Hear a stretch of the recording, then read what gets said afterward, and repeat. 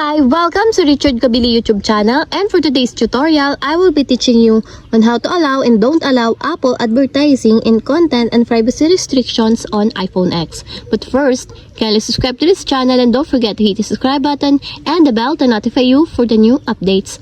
And let's start! Using your iPhone X for your home screen, first go to Settings. Then in the settings, scroll down and click the Screen Time. Then in the screen time, scroll down again and click the content and privacy restrictions. Then after that, in the content and privacy restrictions, scroll down and go to privacy section. Then click the Apple advertising. Then in the Apple advertising, if you want to change it to don't allow, just click it until there's a check mark on the side. And if you want to change it to allow, just click also until there's a check mark on the side.